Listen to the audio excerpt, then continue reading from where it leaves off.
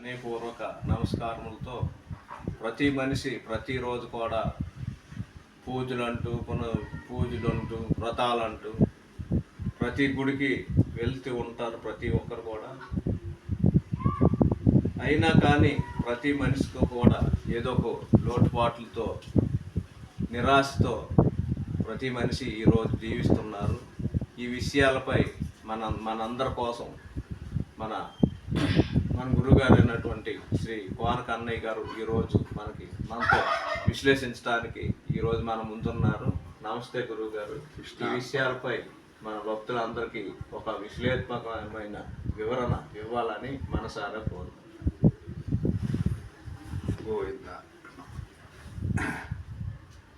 మనిషి నిత్యం పూజలు పునస్కారాలు గుళ్ళు గోపురాలు అన్నీ తిరుగుతాడు కదా, మళ్ళీ తిరిగి కర్మలు ఎందుకు ఎదుర్కొంటున్నాడని, కర్మలు ఎందుకు పడుతున్నాడు, కష్టాలు ఎందుకు వస్తాయి అనేది మీ ప్రశ్న. గుళ్ళు గోపురాలు ఎన్ని తిరిగినా ఈ కష్టాలు ఎందుకు తప్పట్లేదు అనేది మీ యొక్క ఆలోచన. గుళ్ళు గోపురాలు తిరగడం అనేది వేరు, కర్మలన్నీ వేరు. గుళ్ళు గోపురాలు అందరూ జనం అంతా ప్రజలందరూ దేశంలో ఉన్న వాళ్ళు అందరూ చేస్తుంటారు. కానీ గుడిలోంచి బయటికి వెళ్ళిపోయిన తర్వాత చేసే కర్మల మీదే జీవితం ఆధారపడి ఉంటుంది. గుడిలో చేసే పూజలు వేరు, దేశంలో చేసే కర్మలు వేరు. ఉదాహరణకి మనిషి ఇప్పుడు ఈ జీవనానికి సంబంధించినవి కాదని ఆయన అనిపించేది పునర్జన్మ, పూర్వజన్మ ఇప్పుడు అనిపిస్తుంటాడు. ఇప్పుడు పూజలు ఇప్పటికి, అంటే ఈ సంవత్సరం పంట ఈ సంవత్సరం విత్తనంగా మారదు, ఈ సంవత్సరం పంట వచ్చే సంవత్సరానికి విత్తనంగా మారుద్ది. అలాగే ఈ జీవనం అనేది ఇప్పుడుగా దీనికి పరిపక్వం లేదు. ఇప్పుడు జీవం అనేది ఏంటంటే వచ్చే జన్మకి ఉపయోగపడుద్ది, అది సార్థకత్వం అవుద్ది. అంటే పోయిన జన్మది ఇప్పుడు అనుభవిస్తున్నాడు. ఎన్ని పూజలు చేసినా ఇప్పుడు తప్పిపోయి కావు ఈ కర్మలు. ఈ కర్మలన్నీ ఏంటంటే పోయిన జన్మలో ఆయన చేసిన దాన్ని బట్టి ఇప్పుడు నడుస్తుంటుంది. ఎందుకంటే ఆ శరీరానికి ఆ స్వభావమే ఉంటుంది. ఇప్పుడు ఆ స్వభావానికి అనుకూలంగా ఆయన నడుచుకుంటాడు. అప్పుడు చేసిన కర్మలు ఇప్పుడు ఖచ్చితంగా కాలంలో ఎదురవుతూ ఉంటాయి. ఉదయానికో సాయంత్రానికి ఏదో కష్టం వచ్చినట్టు ఉంటుంది, సుఖం వచ్చినట్టు ఉంటుంది, ఇబ్బందులు పడుతుంటాడు మనిషి ఎప్పుడు కూడా.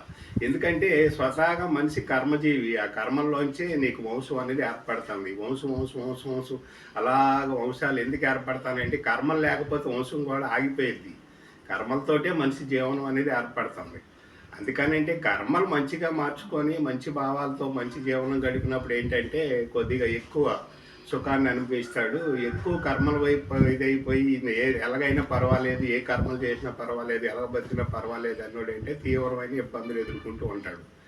అంతేగాని ఒకేసారి పూజలు పునస్కారాలు చేసిస్తే మనిషి ఏదో ఇది చేస్తాడు, ఇప్పటికిప్పుడు ఏదైనా ఫలితం దొక్కుద్ది అనేది అది ఎవరు చెప్పలా. ఇప్పుడు చేసుకుంటే మళ్ళీ పునర్జన్మకంటూ అవి పనిపోతాయి అన్నమాట.